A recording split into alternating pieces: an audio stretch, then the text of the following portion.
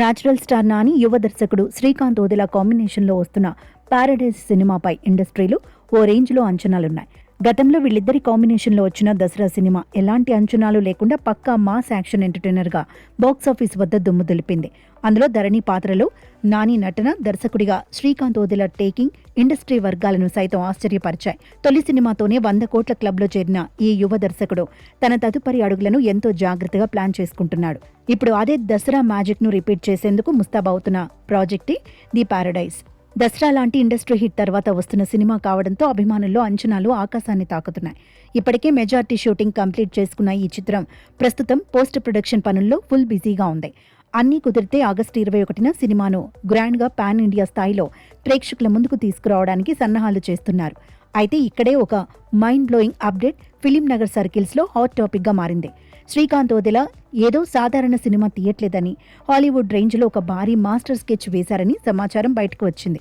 విషయం ఏమిటంటే, the paradise cinema పూర్తయిన వెంటనే శ్రీకాంత్ ఓదెలా ఏకంగా మెగాస్టార్ చిరంజీవితో ఒక ప్రతిష్టాత్మక చిత్రాన్ని సెట్స్ మీదకు తీసుకెళ్లనున్నారు.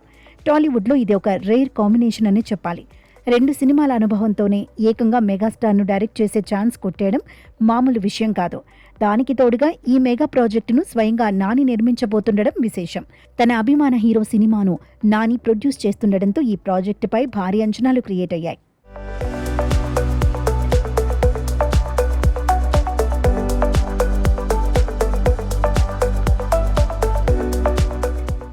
ఇప్పుడు అసలు ట్విస్ట్ ఏంటంటే, ది పారడైజ్ కథకు చిరంజీవి చేయబోయే సినిమా కథకు ఒక బలమైన లింక్ ఉండబోతోందని అత్యంత సన్నిహిత వర్గాల ద్వారా లీకైన సమాచారం. అంటే ఒక స్టోరీ లైన్ లేదా ఒకే యూనివర్స్లో ఈ 2 సినిమాలు జరగబోతున్నాయా అనే సందేహాలు వ్యక్తమవుతున్నాయి.